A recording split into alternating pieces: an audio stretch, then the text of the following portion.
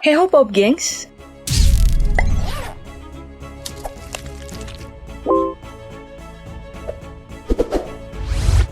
Walaupun aku bukan pecinta olahraga banget nih ya, tapi aku itu sering sedih dengan kondisi dunia olahraga negara kita. Gimana enggak, sampai hari ini masih banyak orang yang secara sengaja menodai sportivitas olahraga di sini. Contohnya aja di sepak bola. Udah ada beberapa kasus suap yang terungkap, seperti wasit sepak bola yang harus mendekam penjara saat divonis 1 tahun penjara setelah menerima suap sebanyak 45 juta rupiah. Namun ya, bukan cuma wasit Indonesia yang curang. Di bagian dunia lain Indonesia bahkan jadi negara yang dicurangi. Contohnya pada Maret 2021 kemarin saat All England dimulai. Kita tahu bersama kalau pada masa itu semua negara lagi parno-parnonya dengan COVID-19. Nah, dalam penyelenggaraan turnamen bulu tangkis tertua tersebut, Indonesia mendapatkan perlakuan yang tidak mengenakan. Dipaksa mundur oleh pihak official All England.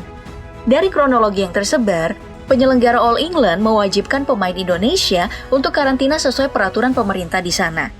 Hal ini disebabkan salah satu penumpang dari Turkish Airlines yang ditumpangi pemain Indonesia dinyatakan positif. Makanya, semua harus karantina 10 hari dan tentu nggak bisa mengikuti pertandingan. Ya, yang namanya aturan negara orang, kita harus tetap patuh dong. Jadi, tim Merah Putih ini mengalah. Namun anehnya, di penyelenggaraan All England ini, pemain asal Turki, Neslihan Yigit, yang satu pesawat sama tim Indonesia, tetap boleh main. Hal ini jadi buat bingung dong, apalagi sebelum pertandingan, pemain dari Denmark, India, dan Italia dinyatakan positif COVID-19. Anehnya, mereka nggak karantina 10 hari, melainkan cuma jeda 7 jam aja. Wah, ini jelas nggak fair bagi Indonesia. Makanya netizen kita yang budiman langsung menyerbu sambil menghujat panitia di sana di media sosial. Tagar hashtag All England Unfair dan hashtag BWF must be responsible terus meramaikan netizen. Dari pernyataan Agung Firman Sampurna selaku Ketua Umum PBSI, perlakuan All England pada Indonesia sulit diterima, bahkan cenderung disengaja untuk menjegal tim Merah Putih yang berpotensi juara. Hal ini emang benar adanya ya, karena saat itu Indonesia bisa dibilang kembali pada era keemasan bulu tangkis. Kalau benar sengaja buat dicegat sih parah banget ya. Kok orang-orang segitu bencinya sama kita? Atau takut?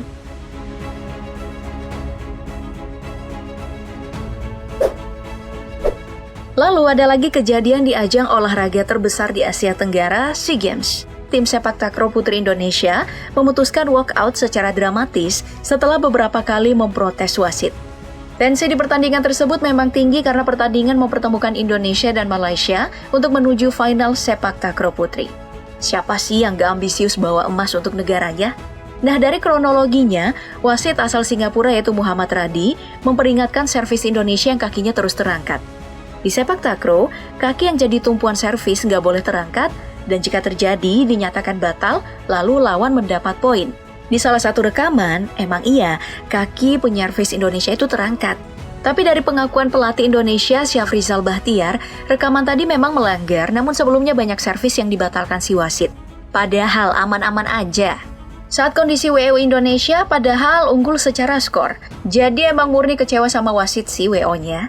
Hal ini bisa kita lihat karena sebelum keluar dari gelanggang, pihak ofisial Indonesia masih sempat bertegur dengan pihak Malaysia.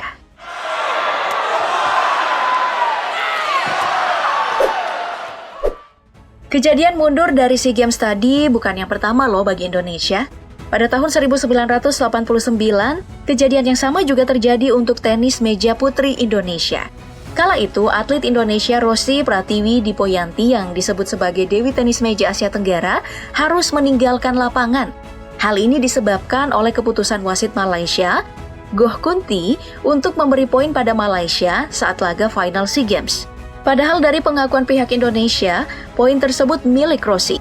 Kejadian WO ini tentu disayangkan beragam pihak, apalagi Indonesia dalam posisi menang untuk set pertama. Makanya dari keterangan sang pelatih, Rosi sempat menangis karena tidak terima.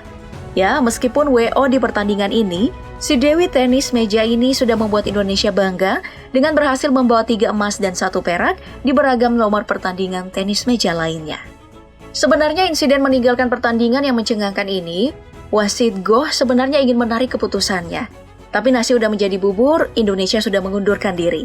Dari sejarahnya memang sudah lama kita bersaing dengan Malaysia di SEA Games. Makanya, siapapun yang jadi wasit harus hati-hati karena pertandingan Malaysia-Indonesia tentu selalu memanas.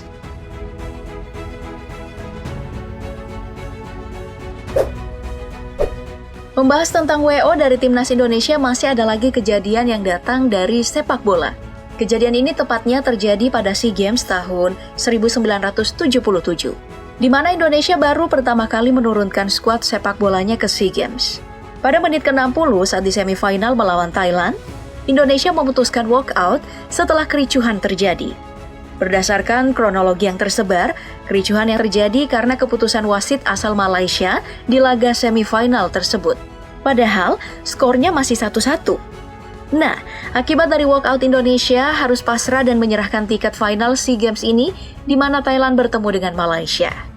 Ada rumor yang berkembang kalau keputusan kontroversial wasit dalam laga ini cuma untuk menjegal Indonesia bertemu Malaysia. Atau setidaknya Malaysia bisa unggul medali ketimbang Indonesia. Apalagi pada saat itu Malaysia adalah tuan rumah SEA Games. Gimana nih rumornya? Bisa kita percaya? Kontroversial beda. Sariran putih maksudnya, namun kandas. Di dunia e-sport, ternyata kejadian walkout juga terjadi loh. Namun kali ini bukan karena wasit, tapi karena ketidakpastian Indonesia untuk mengakomodasi pemain. Pada tahun 2020 kemarin, Timnas Dota 2 Indonesia harus kalah sebelum pertandingan usai di gelaran IESF World Championship 2020. Penyebab dari WO ini adalah koneksi buruk yang dialami oleh Indonesia saat melawan Filipina. Alhasil, salah satu pemainnya harus ke warnet untuk mencari jaringan. Hal ini pun jadi perbincangan warganet, karena seperti yang kita tahu kalau di ranah e-sport dari Indonesia sudah mulai berkembang pesat.